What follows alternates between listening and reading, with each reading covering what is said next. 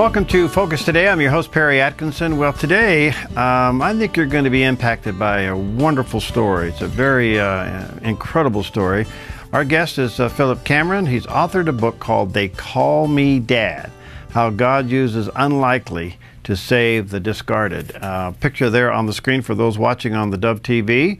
And it's put out by Higher Life Publications, so you may want to check it out at the Christian bookstores, or Amazon, or over at Barnes & Noble. I think you'll find it to be a fascinating story, how Philip left, well, a very comfortable life and got called into something very different. In fact, Philip with us today is the founder of a far-reaching international ministry called Stella's Voice, and you can go online and check that out at stellasvoice.org, aimed at helping orphans. And Philip, nice to have you, my friend. Where are you? Where are we Skyping you in from?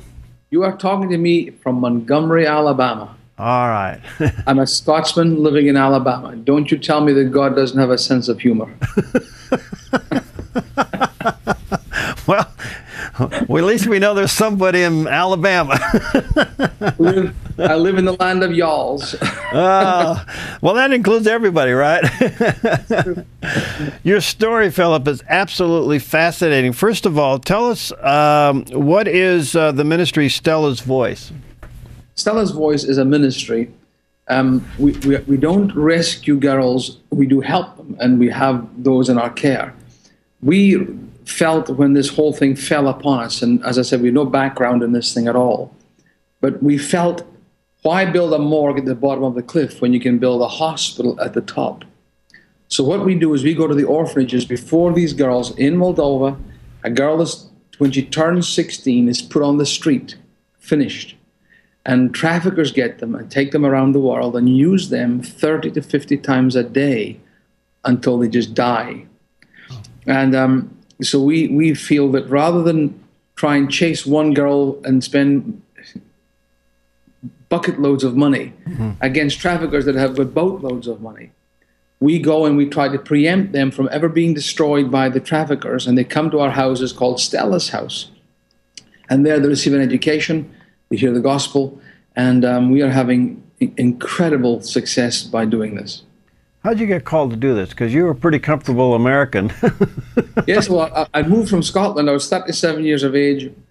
All my checks, all my boxes had been checked off. A Mercedes-Benz in the drive, a nice house with a swimming pool in the backyard. We traveled, spoke. I was in all the major television programs. They all know me. They're my friends, and I was sitting completely comfortable, and that's a very dangerous place for anyone to be. And the phone rang one day, and I picked up the phone. It was my father calling me from Scotland, and he said, there are babies dying. I says, what? He says, there are babies dying. And I says, what are you talking about, Simon? And he was recovering from cancer surgery, and the wound had festered and burst on his back. And so he had nothing else to do but watch TV, and he was watching the BBC as they went through all these orphanages and found the horrors of these children rotting in these prisons. And so he was so upset with me, and I said with the situation that he called me upset. So I kind of calmed him down. I said, look, Dad, leave this alone. It's not our responsibility. Someone else will do this. Just do it. Next day, the phone rang. Do you understand that our baby's dying? So after a week of this, he said, look, if you won't go with me, I will go by myself. And if I go there and I die on the way, it is your fault. Whoa. Whoa. There's a guilt trip for a father to dump on a son. I says, oh, stop it, I'm coming home. So I went home. The local newspaper had said, cancer-stricken pastor to go to Romania. And the whole of our town gave clothes. And there's a canning company back there, a food canning company called Cross and Blackwell, and they gave us 5 tons of food, canned goods. The Salvation Army gave us their emergency supplies. First, the Red Cross did the same. And I'm saying, hold on a second, if they're giving us their emergency supplies, why aren't they going and we're going and they're not? So we got there by a long drive and found the first orphanage in that place. It was just unimaginable. Kids covered in their own waste, the smell of human waste everywhere, filthy conditions, the kids starving to death. And my life changed at that point. I hated it, every second of it. And I wanted to get away, agitated to leave as fast as I could. And when the next morning we left and we drove 66 hours back to Scotland. And by the time I got back home, if I could have had more stuff in another truck, I'd have just got out one truck, the next truck, and gone back. So I found myself back there 6 weeks later, and then a month later, Lord, please show me what to do. And in that orphanage, there was a boy that I adopted. He was 4 years of age when I adopted him, could hardly walk. He was so malnourished. And as he grew, God used him to keep my heart going back one more time. So I'll fix the beds, and then they need toilets, so I'll give them new toilets.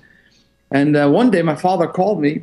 I was in America. It was Christmas time. We're coming up to Christmas time. And he says, I want you to go to a country called Moldova. I says, where in the name of heavens is Moldova? He says, don't worry. It's just one more country over. It's fine. So I rented a car in Budapest, went to Romania, saw the team from Scotland. By this time we had trucks and a warehouse that I built in Scotland. And drove across the Carpathian Mountains to a village called Hinchest. And the newspaper, the British newspaper, had called this the dying room of Moldova. And I walked in and the director said to me, of the orphanage, first thing he said, have you ever seen a baby freeze to death? And I said, no. He says, well, this year so far, the 11th of December, this year so far, 16 of our kids have frozen to death. Wow. Whoa. And that's been 15, 16 years ago, and it completely turned my head out. I just couldn't understand it. And I walked out, there's a handicapped girls' home, and the horrors of deformed lives I can't even express to you. Bed sores, raw bed sores. When they froze, they would stick to the crib, metal bars of the crib. Just, it was unbelievable. And in that place, I met a girl called Stella. And she was paralyzed on the right-hand side of her body, an amazing girl. And she loved perfume, so I'd bring her perfume every time I went there, and she'd make me tapestries with her left hand. And we were kind of drawn to another place that needed the buildings fixed. And in that place, the kids came to me and said, what do your children call you? And I said, well, they call me Dad, and they call my wife Chrissy Mom. And they spoke, and they said, can we call you Dad? And I knew that by them asking me that I'd bridge the gap between their orphan heart and our love. And so one of the girls in that orphanage was put out at 16. One day she was there, the next day she wasn't. I mean, she was literally drawing on the ground with a big chalk stick I brought. And the next thing she wasn't there. And I says, oh, she's gone. I said, what do you mean she's gone? She's gone, 16. And they gave her $30 and a bus ticket to whatever name was on her birth certificate and sent her away. And my wife was there at that particular trip, and I said, come on, I'll let you meet Stella. So I took her to the orphanage, and we went there, and usually Stella would meet me at the front gate, and she'd say, Philip, assistant, Stella, Philip, assistant. And she wasn't there, so I looked around the orphanage and found the doctor, Ludmilla, and I says, unde Stella? Where's Stella? Morit, dead. And they put this girl, a handicapped girl, on the street, and she died of AIDS at 19. And the sense of failure that I had in my heart, that I lost this friend. And the girls in the other orphanage were up, one of those was gone. And I said, oh my Lord, what can I do? I mean, you're talking about green? I was as green an apple as you ever saw in your life. And I found a house. It was incomplete, and I bought it, and we fixed it up. And we took the girls from Kakui orphanage in there. And I thought, well, that's me done my bit. I'll look after these kids until they get finished, and that'll be done. And the government asked me to go to a town called Slusher. And it was the largest orphanage, 750 kids back then. And they needed windows. So our organization put in 391 huge windows. And I was there in 3 different times to inspect the building before I made the payment. And in the last visit I had there, the director says, come on, I'll show you something. And there was 18 girls on a park bench.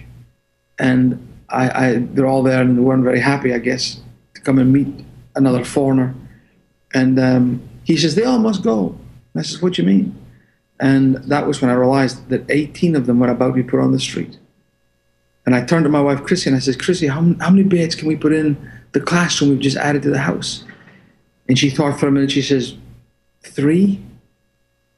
And that day I had the horrendous job of picking 3 girls and letting 15 go away. And that was the hardest thing I've ever done. Wow. So that house was filled. I began to build a second one, and that one was filled. I began to build a third one. And all the time, these girls that were now calling me dad kept saying, I have a brother that's lost. I don't know where my brother is. He's on the streets. So when I built the third Stella's house, I turned the first Stella's house into a boys' home and called it Simon's house after my father, who passed away. Oh. So we have 2 girls' houses with about 50 girls in them.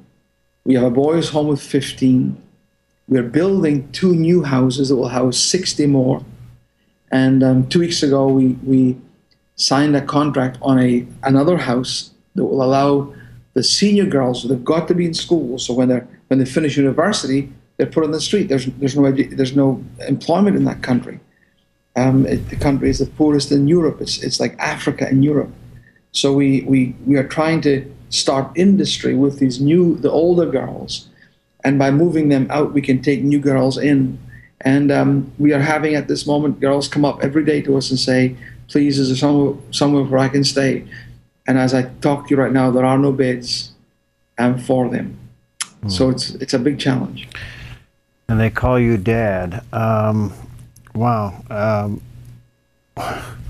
Where do you go with this? What are your needs? What are your needs, Phillips? How can people get involved in what you do?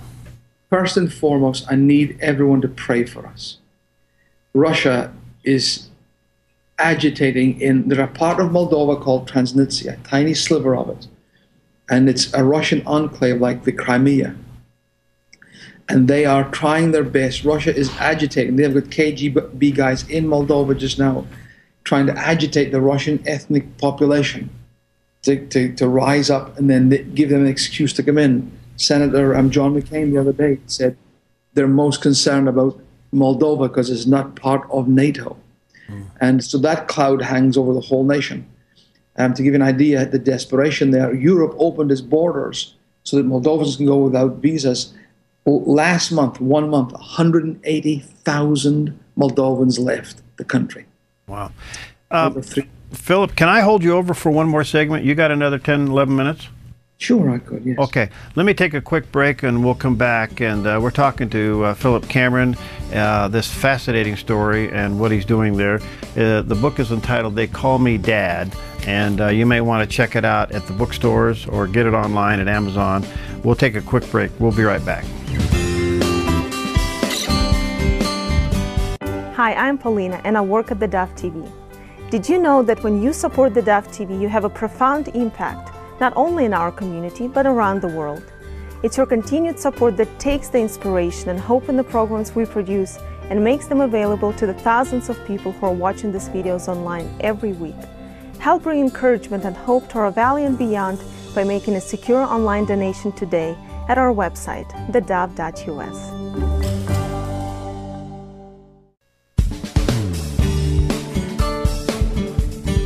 Well, we're back and we're hearing an unbelievably fascinating story. Philip Cameron's our special guest today. He's authored a book called They Call Me Dad. And there's a picture of it on the screen put out by Higher Life Publishing and Marketing. You may want to check it out at Evangel or Christian Discount Books in Jacksonville or Amazon or at Barnes & Noble. A fascinating story. Hey, Philip, by the way, before I let you go, have you ever heard of the Village of Hope in Romania? Yes, I have. I have heard of it, doing a good work, yes. Same story. Bob Gass, who started that ministry, had the same experience you did. Went into Romania, saw those kids, couldn't handle it, and here he is 20-some-odd years later with the Village of Hope, and they just took over another big building and growing and housing kids.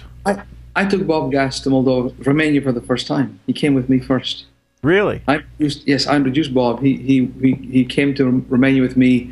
I was on Channel 38 in Chicago, and he was on the program. Okay, and, I shared a taxi ride to the airport, and he says, please let me come. And so I moved to Moldova, where Romania is now European, so there's much more aid in Romania. Moldova is still part of the former Soviet Union influence. Well, that's remarkable that you were the guy then, because he and I go way back. In fact, I sit on his board. So yes, remarkable work with the Village of Hope. I've known Bob since 1970. Well, I got you a couple of years on that. Okay, this is absolutely fascinating. Now, first of all, sex trafficking in Europe, we've heard about it. We know it's a problem. We're even dealing with it here in Southern Oregon. This is a global problem. There are 27 million people in bondage today. There are more slaves alive today than there's ever been in the history of mankind. Moldova is one of the main engines for the sex industry. The girls are incredibly beautiful. They're a mix of Latino and Slavic blood. They are incredibly beautiful as a nation. And these girls are. I was in a church in Fayetteville, North Carolina, and the pastor, just before church, he came up. He said, I was checking on Moldova the other day, and he gave me a State Department printout. And the State Department says it is a holocaust of a generation of women. And in this report, they said up to 450,000 girls from that country have gone. They go to the villages, they take them poverty, no education, naive.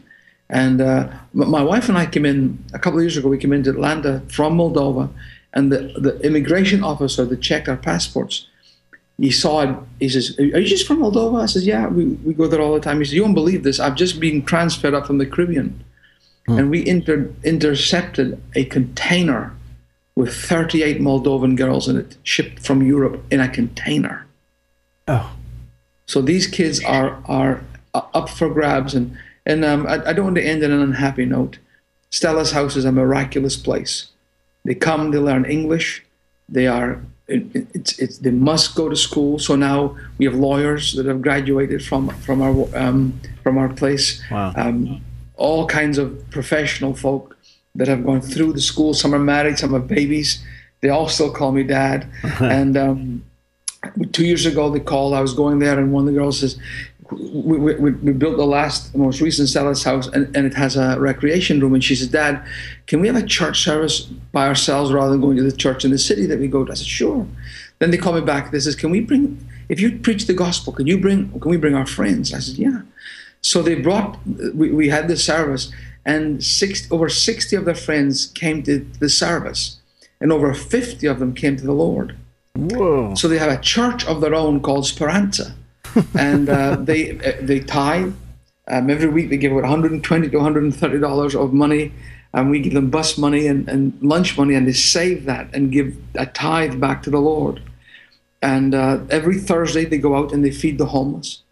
Every month they do a service ministry, and they'll go to someone's house and paint the entire house of this poorest family in the village, do all their garden, clean their house, bring them a sofa or a mattress, all from their own tithes and offerings.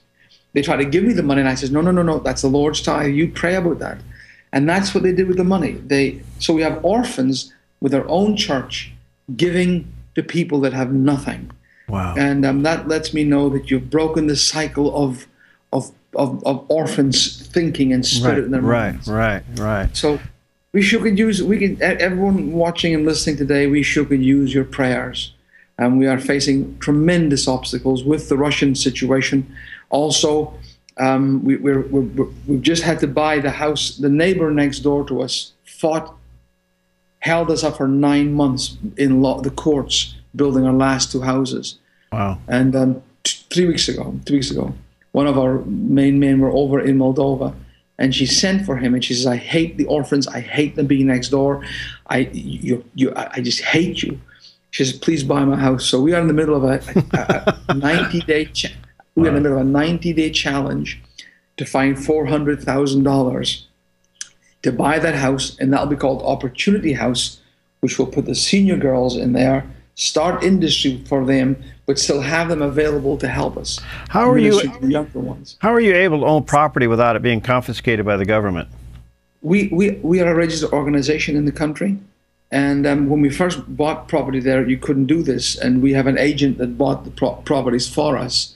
And in fact, when Brian Patterson, our COO, was over there, we were in the final stages of signing all the paperwork to get everything into one organization, which is now done. And while there, he discovered that this court case had been set, and we knew nothing about it.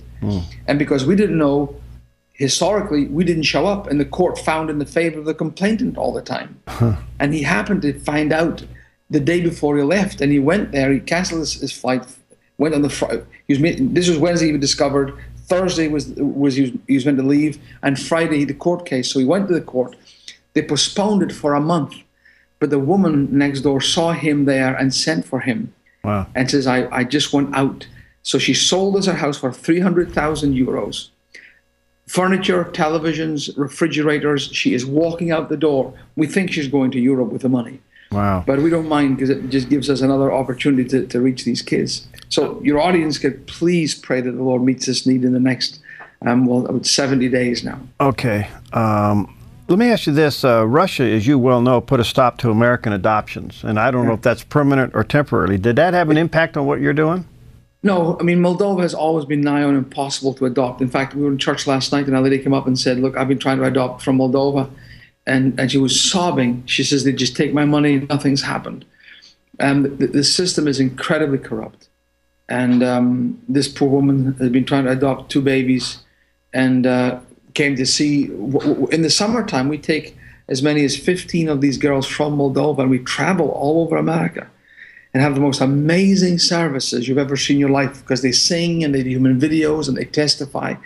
It's an incredible service. Everyone bawls their eyes out through the whole service. It is so funny. And this woman came up last night, has been trying to adopt with no success. All right, let me just encourage you. You may want to get involved with what Philip is doing here, and you can do that by going to his website. And that website again, Philip, is stellasvoice.org. Yes, sir. stellasvoice.org. And there's a whole bunch of videos there, some of the videos the kids have made. And I warn your listeners and your viewers, if you go there, prepare to have your heart moved by the heart of God, I promise you. What's next, Philip? I mean, your whole life has been turned upside down by this. I mean, I see that you're now in it to the end, till God calls you home. Yes, sir. We are working just now on Cyprus.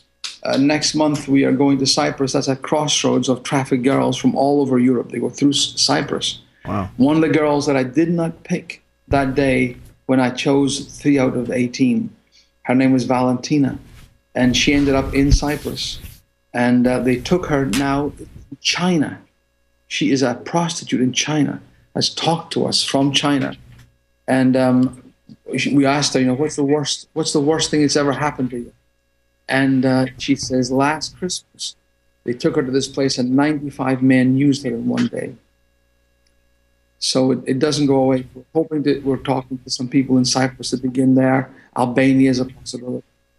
So, I've caught a tiger by the tail, and I don't know how to let go. It's going to take me a while to process all the things you said here. It's very moving. And let me encourage you to check out his book. It's called They Call Me Dad, How God Uses the Unlikely to Save the Discarded. And if you want to get involved in Philip's ministry and help him and pray for him and see what he does, go to stellasvoice.org and check it out. I'm sorry, go ahead, Philip. Yeah, I'm stellasvoice.org. For someone from the West Coast, you're speaking pretty good. Well, I'm glad to know that the Irish and the Scots like each other. An Irishman is a Scotsman with his brains bashed up. The Irish and the Scots are the same people. We come from the same background, so we tease each other all the time. Would Bob say? The Scots are tight with their money, and we say the Irish aren't the smartest people in the world. That's historical tease. I've seen you guys. Well, this is amazing. Okay, hey, listen, thanks. God bless you, my friend. Let's stay in touch, okay? All right, we'll God do. bless you. Bless you. All right, we'll be right back. Hi, I'm Daniel and I work at theDove TV. Compared to Portland, Seattle, and LA, Medford might be considered a small market, but at theDove, we're excited about the opportunity to make a big impact right here in our community. And you help make that happen. Did you know that more than 90% of our income comes from people like you? You can help us now by making a secure online donation at our website, theDove.us, or by phoning 541-776-5368.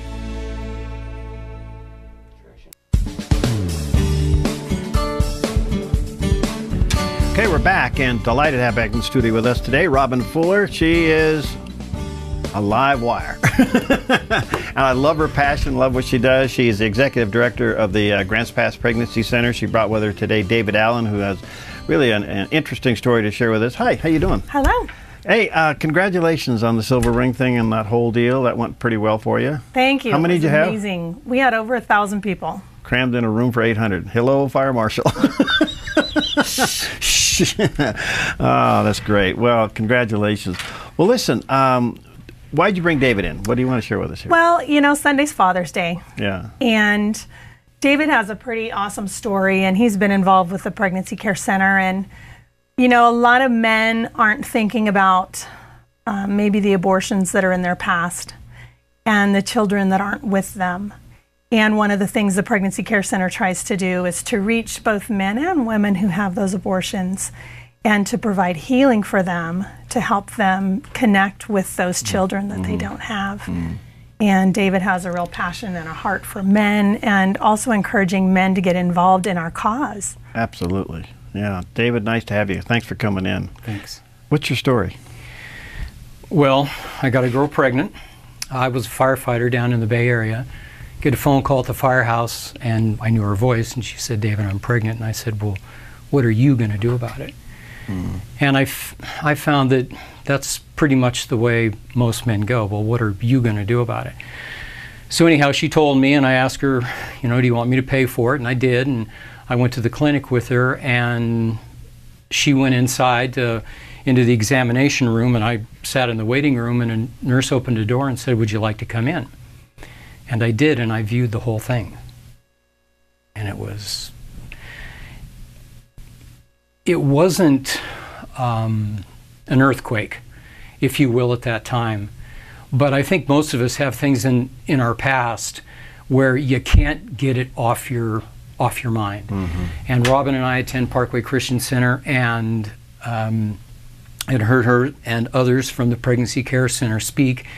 And I guess the Lord just hit me with a brick this one Sunday, probably about 8 years ago or so, and said, it's time to get doing something, you know. And so it's a difficult task to get men involved in this. It really is. How did you deal with your own healing? Well, that's a good question too, because it's a hard question to answer. I went through the program that the Pregnancy Care Center puts on. I know that I'm forgiven. But one of the things that Pastor Weber said is that we are forgiven if we ask the Lord, and the Lord does forgive us, but we can still feel regret. And I used my regret in a positive way to say, what can I do now? And in contacting Robin, she got me involved on the board, and I've done numerous things throughout the years for the Pregnancy Care Center. But the thing that I really would like to be able to do would be somehow, some way, say, hey guys, come on, there's only been one immaculate conception. Otherwise, we're involved. Okay. So what would you say to the dad who's carrying that regret that you dealt with? Well, I think the simple answer would be pray about it and call your local Pregnancy Care Center, and they'll talk to you. And Robin is very good about plugging a man in with a man, you know, because we obviously were wired differently, and it's a good thing for men to be able to talk to men about the situation. This has changed your life. Yeah, it did. Well, it did in that examination room, or that whatever. Did you know what happened at that moment when you were there? Did you have that revelation at that moment while you were in the room, or did it impact you later? Well, it was kind of like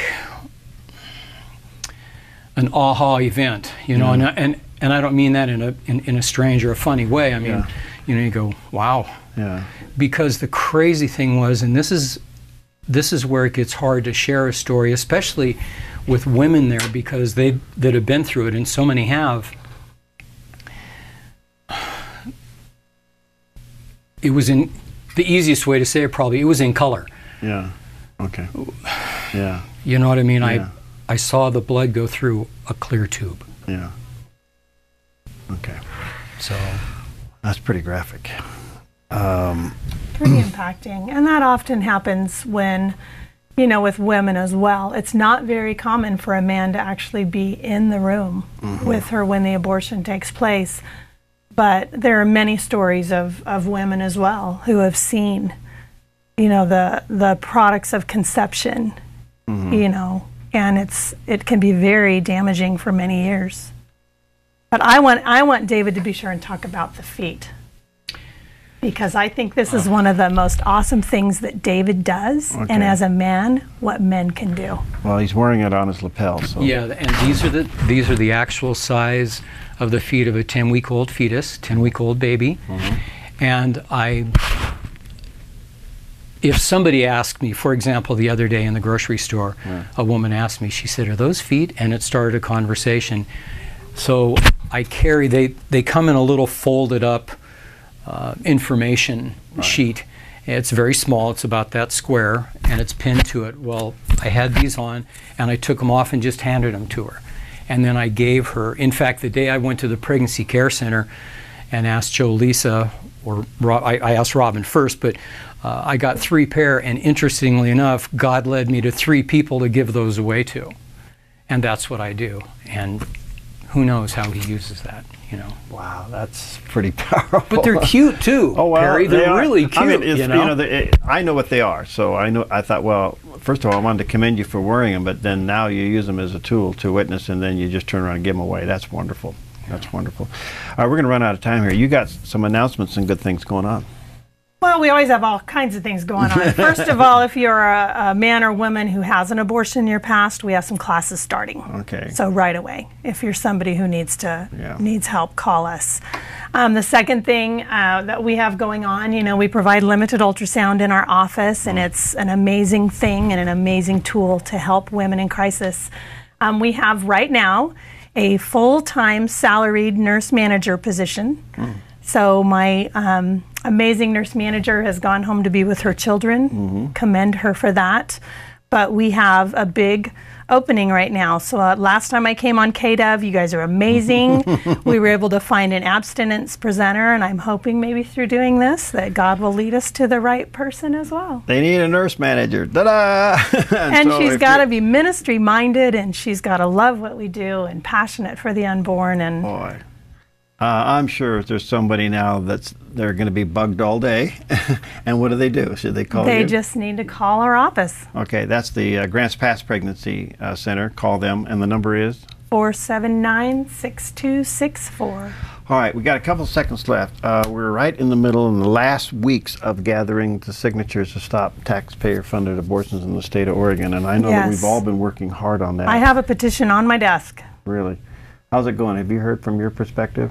I have not. Okay. We haven't promoted it a lot through our center, but we have a petition there if anybody wants to drop by and sign it. We need those signatures. We really do. And so towards the end of June that they have to be done, and they raise enough signatures to put on the ballot a measure to stop your taxpayers for paying for 11 abortions a day in the state of Oregon. So if you haven't signed the petition, get a hold of someone, or if you're in the Grants Pass area, run by Robin's office there and get it signed.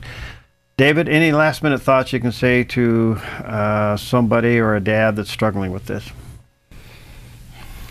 There's a way out. You know. Yeah. So get involved. Get involved. Get involved. Get involved. It isn't an easy thing, but somehow, some way, allow the Lord to lead you in a direction that gets you involved for men and abortion, because again, it's a man thing too. Yeah, very much so.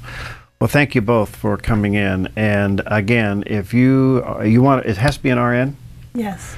If you're a registered nurse and you want to work in a ministry and you are passionate about the life of the unborn, I can't think of anything better than for you to call Robin at the Grants Pass Pregnancy Center. And what is the job, roughly? What is it you want her to do, this person to do? Be like Amazing Superwoman.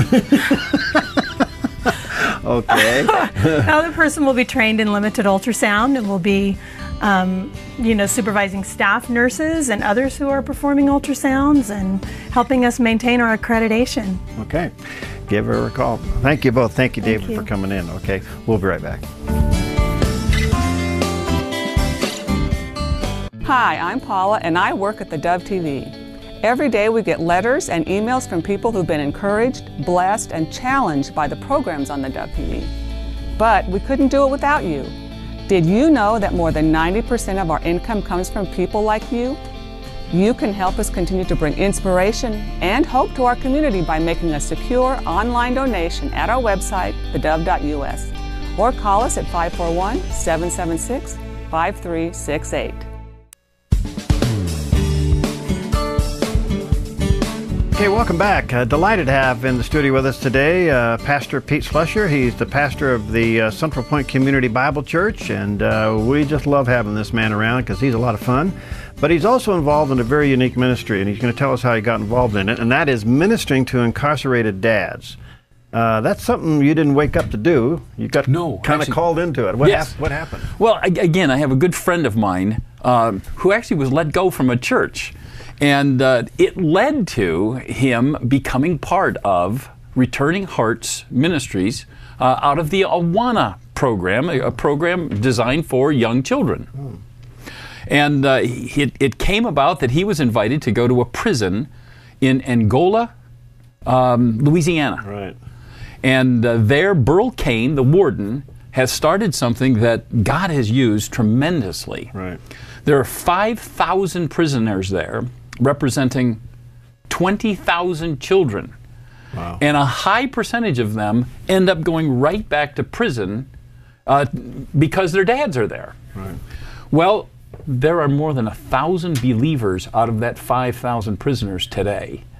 And one of the programs that the men themselves have started was the desire to keep their kids from returning to prison. Out of all of that, my friend then invited me down to L.A., where they have a ministry in the L.A. jail. And that is? The Pritchett Ranch from Grace Baptist Church there in the L.A. area. They go in each and every week and teach a program called Malachi Dads. It's basically a young dad's approach, covering everything from salvation ultimately to work ethic. And if they pass the course and they're there in the jail, they're allowed to have one day with their children to come into the jail itself. Wow. Then as they're in the jail, they have kind of a carnival day, food and games, etc. And then as they finish the day, they finish with a chapel service. And the men who've passed the course in Malachi Dads, many of them have accepted Jesus Christ as their Savior during that 12-week period of time, then have to take and share the gospel of Jesus Christ to their children for the very first time. So it's a really cool ministry. Now, you got to witness this. Oh, yeah. I can't imagine. Well, they bring you in, and all across the country. Matter of fact, Malachi Dads and Returning Hearts are anywhere from the Dominican Republic, Florida, Georgia, Texas, California that I'm aware of, Michigan, Kentucky, now Colorado, I believe. And as they're growing, many of the prisons are seeing that it's cutting down on prison violence, it's cutting down on gang violence, and Jesus Christ is having a monstrous impact in the prison. Isn't that wonderful? Yeah. Now, you have actually ministered in those settings. Is it hard to minister? I mean, again, some of these guys are pretty tough. To say that would be an overstatement. Okay. To say I've ministered, that's not fair. Okay. I've spent a couple of days down there, and the one inviting thing is you're going into an environment where you're taking their child back into that jail. You have never seen a tough guy become more of a young man than when you bring his child back into that prison. Because now his son or his daughter is seeing him in prison garb.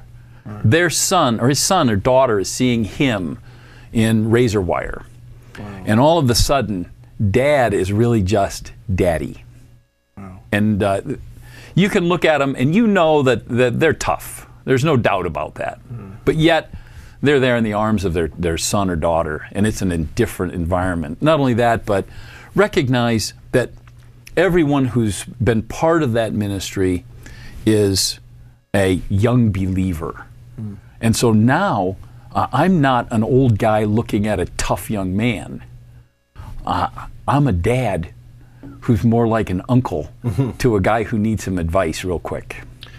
Boy, that's beautifully said, Pete. I can't imagine a child, a young girl, a young boy walking in, first of all, seeing their dad in prison garb, but then all of a sudden sensing something happened to my dad since the last time I saw him. Something happened here. My dad went in for this reason, now he's a different person. What's happening to these kids? What kind of an impact does that have? They're having exactly the impact that they're hoping to have. As the men, especially those in prison, are now interacting with their children by writing on a regular basis, visitation on some regular basis. There's a wonderful video on YouTube right now of a dad discussing his day with his child. As she comes in, he says, she's going to ask me today if she can date. And can you imagine a dad who's never had a relationship with his daughter has now come to Christ over the last 4 or 5 years and is having significant opportunity to talk to her, and she cares enough about her dad in prison to then say, hey, Dad, can I date? Am I old enough to date? Wow. Wow. I can't, it's wonderful. It's a really cool privilege, yeah. Yeah. Where's this going? The director, Mike Broyles, we had him here last year, literally cannot keep up with all of the opportunity that right now is being afforded to him. Texas has just opened up every prison to Malachi dads. Really? Every prison. They see it. They see it. Well, Governor Perry, he's a believer. He would obviously see that. Well, not only that, but you have the pragmatics of Angola. Right. Angola was considered the worst prison in America in the 80s. Yeah. Today it's a model. Yeah. Now it's got a chapel right in the middle of it. Yeah. It's got a number of churches. They use the prisoners to become church planters, but they never leave the site. Yeah. Wow. So, what's it like ministering to an incarcerated dad? I mean, what's their world like? All right, they come to Christ, now what? I mean, they're reaching back into their families, and that's the whole essence of Malachi Dad, and I think that is just wonderful. But do they have a hope in the future? Oh, yeah. And I would need Dave. I would need Dave Gifford, who's helping us at the church. I would need even Mike Broyles to come and share even more so. But they're seeing a reduction in return, and they're seeing men going back and having a relationship with their children. And again, you know the broken homes that we face in America today. Right. So a lot of times these men are going backwards to already destroyed marriages, already relationships that they had with a woman, but not necessarily anything of significance. So they just have children. And yet they're making contact. Mike's involved with a secondary program called Toomey, which then teaches them theology and prepares them for church leadership and other opportunities outside the prison. They're in ministry in their own areas. You know what's so interesting about this, Pete, is that we know that without Christ, the prison system is doomed. I mean, that was one of the things that Chuck Colson came out with. He realized, hey, wait a minute, there's no rehabilitation going on here. There's really no transformation going on. That we're just housing them as animals for whatever time, and then we put them back on the streets, even more angry than they were when we brought them in. So a relationship with Christ is the ultimate answer. So it sounds like to me that there is a openness in the prison system to say, all right, let's give this a try because what we're doing is not working. Sure. And the amazing thing is when you really take a look at it, it's starting from the point of the prisoner.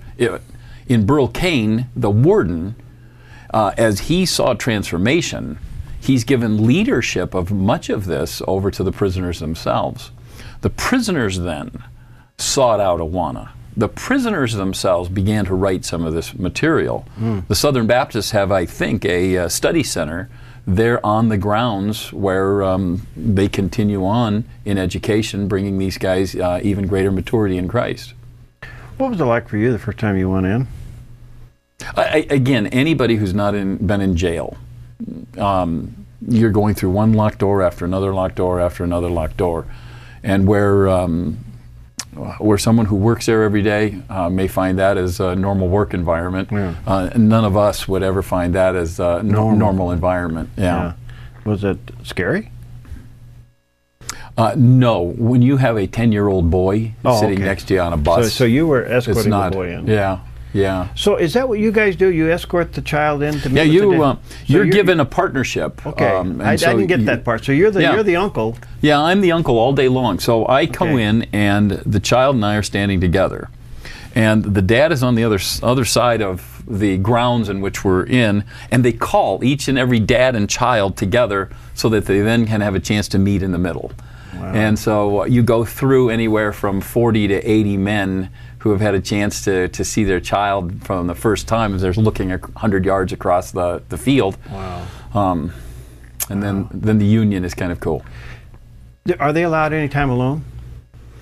No, that's why the uncle's there. Okay. They have some strict protocol that they have to obey. You know, you don't want anything passed by, or you don't want it to be used negatively.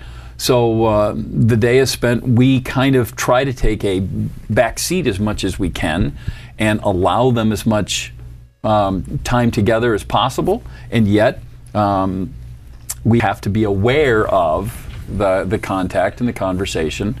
So we just try to be just quiet ghosts in the attic. All right, so they go through the 12-week program. They come out, and the reward is they get to meet with their child, spend the day with their child. It's kind of a happy event and carnival affair. What happens next? How many times now are they allowed to see the child after that? Is there a monthly visit? Only in visitation, and the outside parent or relatives have to be as committed to keep this ongoing. Letter writing is another form that goes on. Obviously, Pritchas is different than the national prison system, where in jail you're going to have a little shorter time, obviously. Right. Prison, they may not see their parents, and in Angola specifically, most of the men are there for murder or for rape or robbery. And so we're talking about long-term sentences. And it's worked well in jails, too. It's worked well in jails. Pete, I'm out of time. What do people do if they want to get involved in this or learn more about it? Well, again, our hope, Malachi Dads. Malachi Dads. We have a class at the church, knowing that many men in the community are desperate for the same kind of needs, and so we just finished one here the last couple weeks. All right, check it out, Central Point Community Bible Church, or check out Malachi Dads. Thank you, brother. Thank you. All right, we'll see you next time on Focus Today.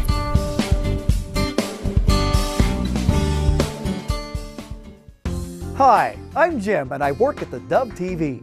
Every weekday between 6 and 8 a.m., our award-winning news and sports team bring you the best morning show around. It's live, it's honest, and it's a whole lot of fun. And you help make it happen.